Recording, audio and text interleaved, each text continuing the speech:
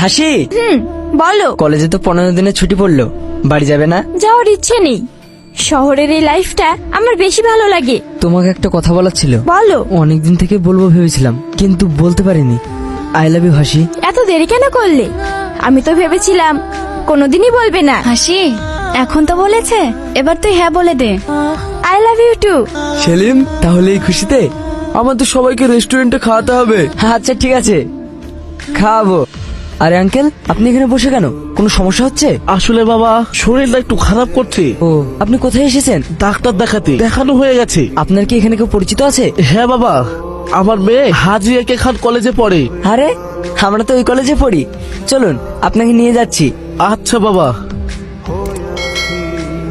ওই দেখো আমার মেয়ে হাসি। হাসি? হ্যাঁ। এই লোকটা হাসির আব্বু, কিন্তু হাসি যে বললো হাসির আব্বু বড় বিজনেসম্যান, তাহলে হাসিমা।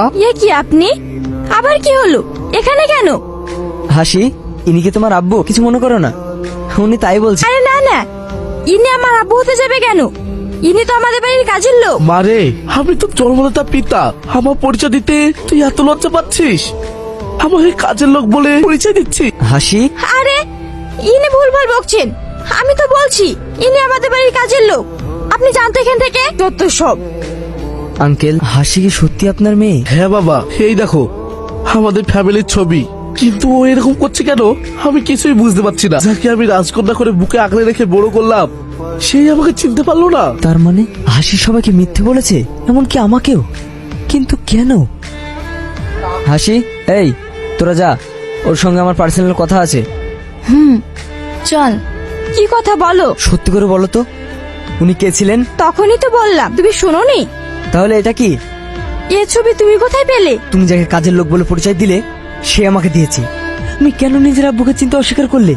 কি হলো বলো? সেলিম, এখানে যারা পড়াশোনা করে তারা সবাই বড় লোকের ছেলে মেয়ে, আর আমি গরিব চাষির মেয়ে। তাই ভয়ে লজ্জায় বলিনি।